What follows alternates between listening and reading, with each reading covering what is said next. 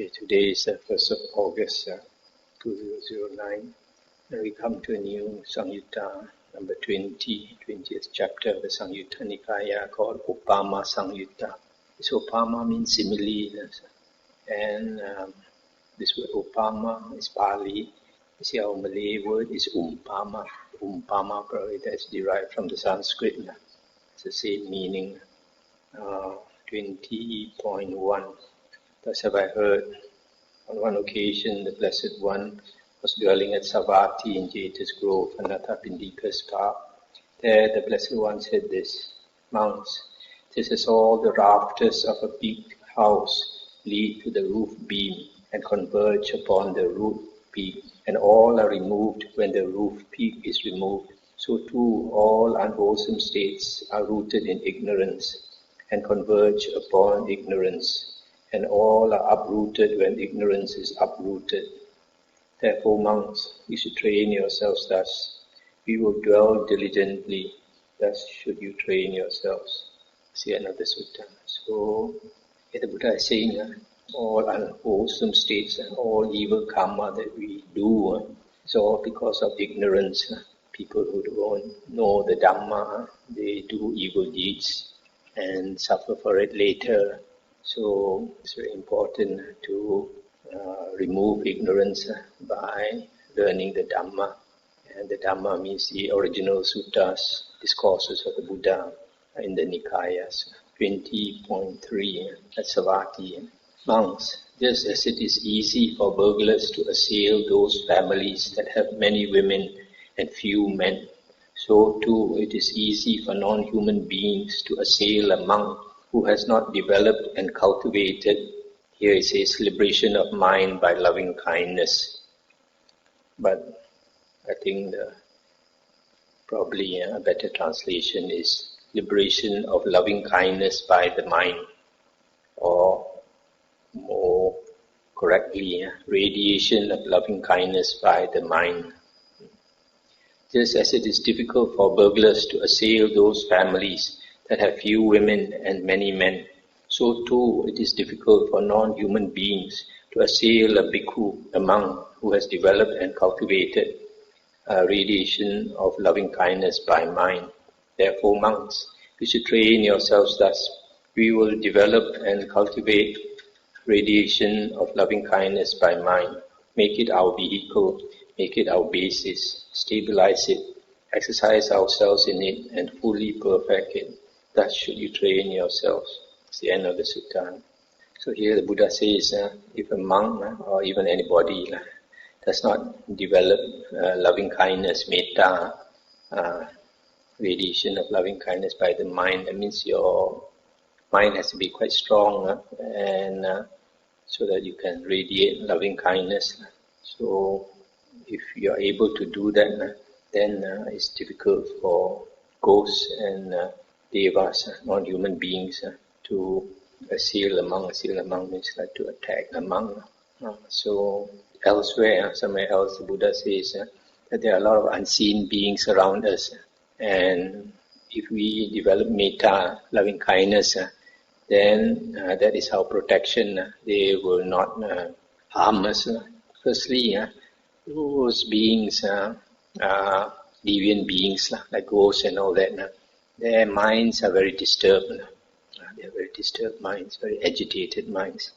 If a person can develop loving kindness to the extent that it can radiate it, that means the mind is very calm, very calm. If your mind is very calm, then these beings, ghosts and all that, with agitated minds, they won't be able to come near you because you are a different frequency from them. So developing metta, loving kindness, is very good. 20.4 at Savatthi, the Buddha said, monks, if someone were to give away 100 pots of food as charity in the morning, 100 pots of food as charity at noon, and 100 pots of food as charity in the evening, and if someone else were to develop radiation of loving kindness by mind, or develop a mind of loving kindness here, even for the time it takes to pull a cow's udder, either in the morning, at noon, or in the evening, This would be more fruitful than the former. Therefore, monks, you should train yourselves thus. We will develop and cultivate radiation of loving kindness by mind. Make it our vehicle, make it our basis, stabilize it, exercise ourselves in it, and fully perfect it. Thus should you train yourselves. So the Buddha says, if we practice loving kindness, even for a short moment, it is more fruitful than doing a lot of charity. If someone does a lot of charity, but he has a lot of anger, of hatred, then his the merit or the blessings from that charity is not so great. But if he has a lot of loving kindness, even he does not give charity, it is more fruitful, more meritorious. 20.5 Monks, suppose there was a sharp-pointed spear, and a man would come along thinking, I will bend this sharp-pointed spear with my hand or fist, twist it out of shape, and twirl it around. What do you think, monks? Would it be possible for that man to do so? No, Venerable Sir. For what reason? Because it is not easy to bend back that sharp-pointed spear with one's hand or fist, to twist it out of shape, or to twirl it around. That man would only experience fatigue and vexation. So too monks, when a monk has developed and cultivated radiation of loving kindness by mind, made it a vehicle, made it a basis, stabilized it, exercised himself in it, and fully perfected it. If a non-human being thinks he can overthrow his mind, that non-human being would only experience fatigue and vexation. Therefore, monks, you should train yourselves thus. We will develop and cultivate radiation of loving kindness by mind. Make it our vehicle, make it our basis, stabilize it, exercise ourselves in it, and fully perfect it. Thus should you train yourselves. That's the end of the sutta. So here again the Buddha is saying, if we can radiate loving kindness, then our mind is very strong, and a non-human being would not be able to overpower our mind. 20.6 at Savatthi, the Buddha said, monks, suppose there were 4 firm-bowed archers, trained, dexterous, experienced, and standing in each of the 4 directions. Then a man would come along thinking, I will catch the arrows shot by these 4 archers in each of the 4 directions before they reach the ground, and then I will bring them back. What do you think, monks? Would this be enough to say, that man is a speedster endowed with supreme speed? And the monk said, Venerable Sir, even if he could catch the arrow shot by one archer before it reached the ground and could bring it back, that would be enough to say, that man is a speedster endowed with supreme speed. There is no need to speak about the arrow shot by all 4 archers. And the Buddha said, monks, as swift as that man is, still swifter are the sun and moon. As swift as that man is, and as swift as are the sun and moon, and as swift as are the deities that run before the sun and moon, the vital energies perish even more swiftly than that. Therefore, monks, you should train yourselves thus. You will dwell diligently, thus should you train yourselves. It's the end of the sutta. So here the Buddha says, this vital energy that I translate here the book says vital formations. The word is Ayu Sankara. Ayu is life.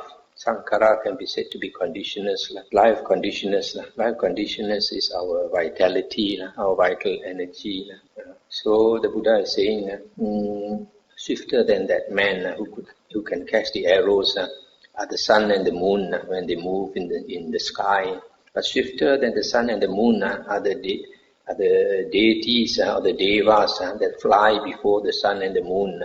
And faster than all of them is life passing by, one life after another lifetime. It's like a dream going by so fast. If we think about it, we think about our childhood.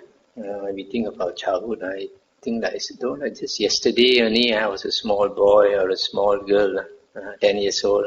And suddenly now I'm old already, white hairs on my head and all that. Not much time left. So, just like that.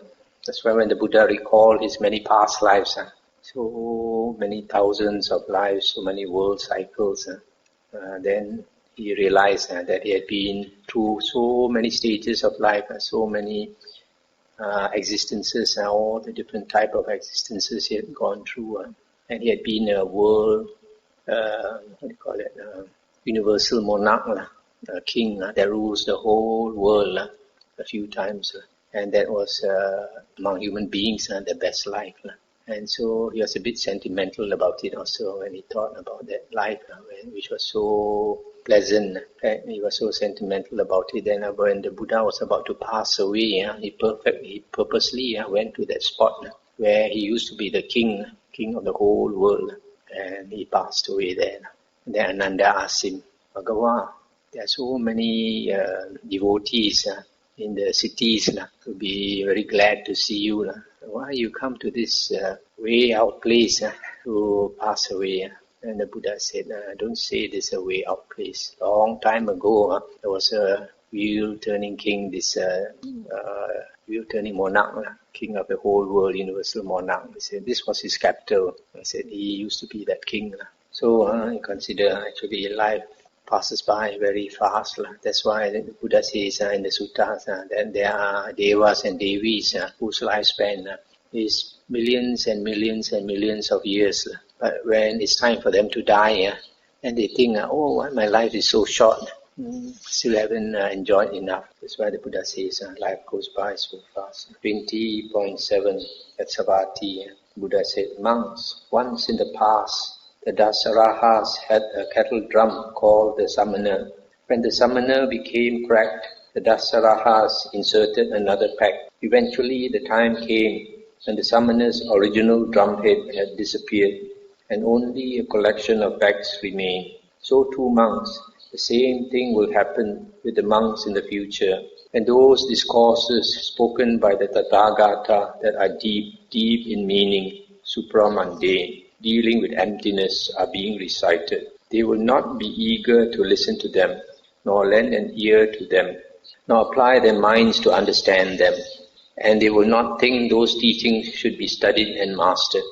But when those discourses that are mere poetry, composed by poets, beautiful in words and phrases, created by outsiders, spoken by disciples, are being recited, they will be eager to listen to them, will lend an ear to them, will apply their minds to understand them, and they will think those teachings should be studied and mastered.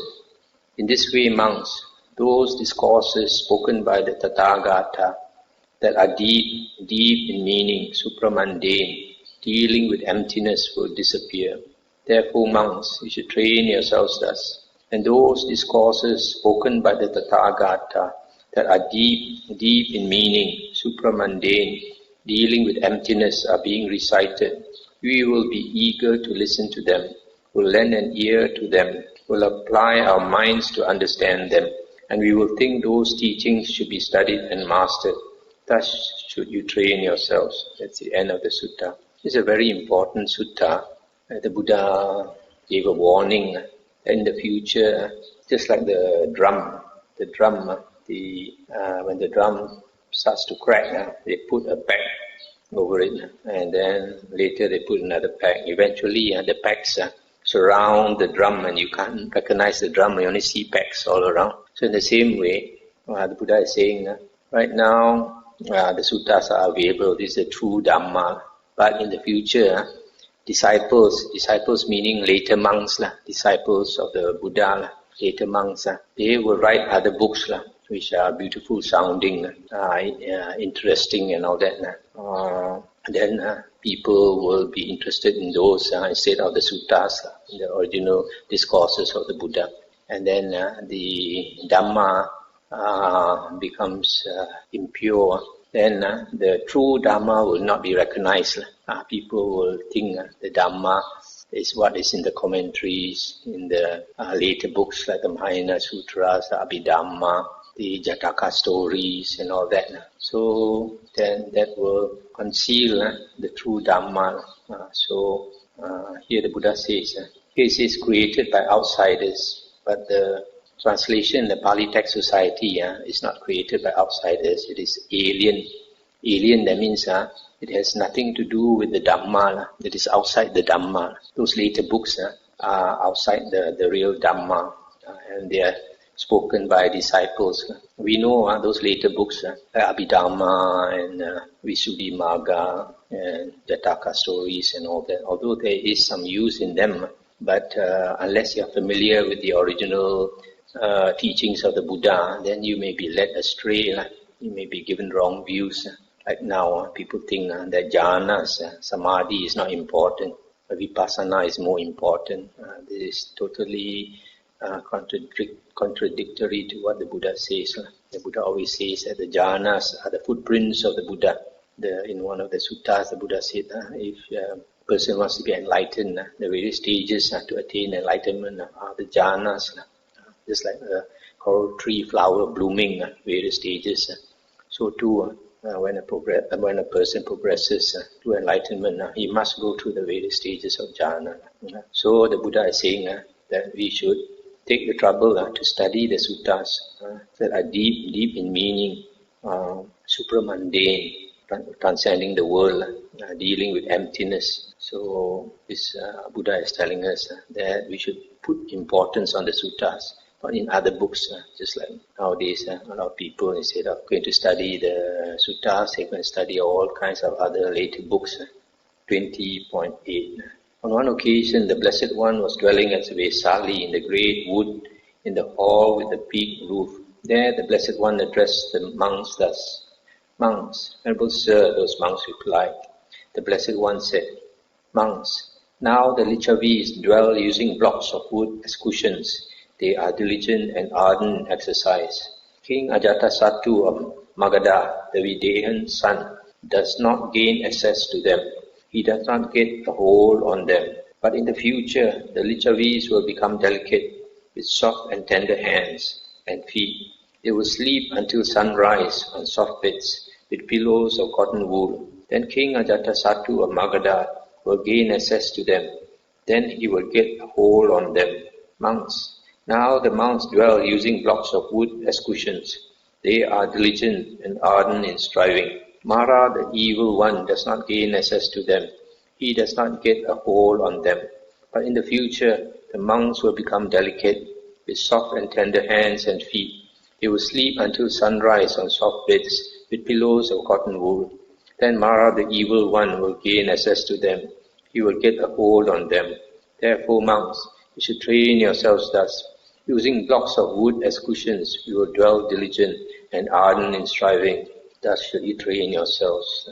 So here the Buddha is saying that just as the Lichavis, when they sleep, they use blocks of wood to sleep as cushions. So because it's not so comfortable, they can't sleep very long, and they get up early. But later, when they become luxurious, then they want to sleep on soft bed and soft pillows and all that. And then when they enjoy life too much, then King Ajatasattu, the enemy, the neighbor, will conquer their country, conquer them, overpower them. So in the same way, the Buddha is warning that monks, if they are ascetic, they strive hard, they don't sleep so much, they're not luxurious, then Mara cannot overpower them. But when the monks become luxurious, backslide and become to enjoy life too much, then they will be overcome by Mara, the evil one. So the Buddha says that monks should be diligent and always striving. 20.9. On one occasion, the Blessed One was dwelling at Savatthi in Jeta's Grove, Anathapindika's park. Now on that occasion, a certain newly ordained monk was approaching families excessively. The other monks told him, the Venerable One should not approach families excessively. But when he was being admonished by them, he said, "These elder monks think they can approach families, so why can't I?" Stop here for a moment. So this new monk, he saw a lot of old monks, elder monks, going to visit lay people. So he thinks he also is entitled to visit the lay people frequently. Then a number of monks approached the Blessed One, paid homage to him, sat down to one side, and reported this matter to the Blessed One. The Blessed One said, just now I forgot to say, the previous sutta, when it was mentioned Tathagata, that is one of the names of the Buddha, Tathagata. thus gone one. In Chinese they translate it as Ru Lai, thus come one. But the actual meaning is thus gone one. Buddha has gone and won't come back. Then the Buddha said, monks, once in the past there was a great lake in a forest with bull elephants dwelling in its vicinity. Those elephants would plunge into the lake, pull up lotus stalks with their trunks, and having washed them thoroughly, would chew them and swallow them free from mud. This increased their beauty and strength, and on that account they did not meet death or deadly suffering. Their young offspring, emulating those great bull elephants, would plunge into the lake and pull up lotus stalks with their trunks, but without washing them thoroughly, without chewing them, they would swallow them along with the mud. This did not increase their beauty and strength, and on that account they met death or deadly suffering. Stop here for a moment. So these big elephants, they are experienced. They jump into the pond, and then they pluck the lotus stalks. They clean them before they eat them. But these silly young elephants, they didn't notice carefully. They tried to copycat the old elephants, and they just took up the lotus stalks and ate them with mud and everything. So they became very sick, or they died. So too monks, here the elder monks, dressed in the morning, and taking bowl and robe, enter a village or town for alms. There they speak on the Dhamma, and the lay people show their confidence to them. They use their gains without being tied to them, uninfatuated with them, not blindly absorbed in them, seeing the danger in them and understanding the escape. This increases their beauty and strength, and on that account they do not meet death or deadly suffering. The newly ordained monks, emulating the elder monks, dressed in the morning, and taking bowl and robe, enter a village or town for alms. There they speak on the Dhamma, and the lay people show their confidence to them. They use their gains while being tied to them, infatuated with them, blindly absorbed in them, not seeing the danger in them, and not understanding the escape. This does not increase their beauty and strength, and on that account they meet death or deadly suffering. Therefore, monks, you should train yourselves thus. We will use our gains without being tied to them, uninfatuated with them, not blindly absorbed in them, seeing the danger in them, and understanding the escape. Thus should you train yourselves. That's the end of the sutta. So here, this sutta is about young monks. They see older monks doing something, and they think they're entitled to it also. That's a problem. Sometimes new monks are a bit arrogant, so they think whatever the elder monks do, they also can copycat. And sometimes they don't ask for advice, they don't ask for permission, they just do as they like.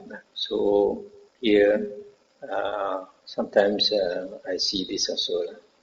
So there is an example given, 20.10, Savatthi. Now on that occasion, a certain monk was socializing with families excessively. The other monks told him, just now I wanted to say, there is a Zen story about a Zen monk, and he was supposed to be a very experienced monk. So he had a lot of disciples, and he told his disciples to be very mindful, whatever they do, to do slowly, eat their food slowly, walk slowly, do everything slowly. So the disciples did that. But after some time they complained to him. They say, Master, you asked us to do everything slowly, but we see you do everything so fast. Then the Master said, how can you compare with me? What the Master is trying to say is that even though he does things fast, he is mindful because his mind is developed. He's mindful. He doesn't have to show that he is mindful. His mind is very sharp. Whereas these young monks, their minds are not trained, are not developed. So they think they have a right also to what their master does. They don't realize that their standard is different. 20.10 Savatthi. Now on that occasion, a certain monk was socializing with families excessively. The other monks told him, the Venerable One should not socialize with families excessively. But though he was admonished by them, he did not desist. Then a number of monks approached the Blessed One, paid homage to him, sat down to one side and reported this. matter to the Blessed One. The Blessed One said, "Monks, once in the past, a cat stood by an alley or a drain or a rubbish bin, watching for a little mouse, thinking, when this little mouse comes out for food, right there I will grab it and eat it. Then that mouse came out for food, and the cat grabbed it and swallowed it hastily without chewing it. Then that little mouse ate the cat's intestines and mesentery, and on that account the cat met with death and deadly suffering." Stop here for a moment. So this mouse, because of greed, without chewing the rat, he swallowed it. Then the rat, seems that it was still alive, went into the intestines and the big intestines and started to chew there. This reminds me, about a year ago or something, we saw in the newspaper about the anaconda, one of the big snakes in South America. So it swallowed alligator, crocodile. So it swallowed the crocodile, and the crocodile went into its body, and then the crocodile inside was half dead, and then he gave one final kick, and tore the skin of this anaconda. So the anaconda body pierced, the anaconda died. So both also died. This is a bit similar. Then the Buddha said, "So too monks. Here some monk dresses in the morning, and taking bowl and robe, enters a village or town for alms, with body, speech and mind unguarded, without setting up mindfulness, unrestrained in his sense faculties. He sees women there, lightly clad or lightly attired, and lust invades his mind. With his mind invaded by lust, he meets death or deadly suffering. For this, monks, is death in the Noble One's discipline, that one gives up the training and returns to the lower life, that means disrobes. This is deadly suffering, that one commits a certain defiled offense of a kind that allows for rehabilitation, that means a Sangha. Therefore, monks, you should train yourselves thus. We will enter a village or town for alms, with body, speech and mind guarded, with mindfulness set up, restrained in our sense faculties. Thus should you train yourselves." That's the end of the sutta. So here the Buddha says that when a monk goes on alms round, he has to guard his senses and be very mindful. Whatever you see, whatever you hear, you have to be equanimous.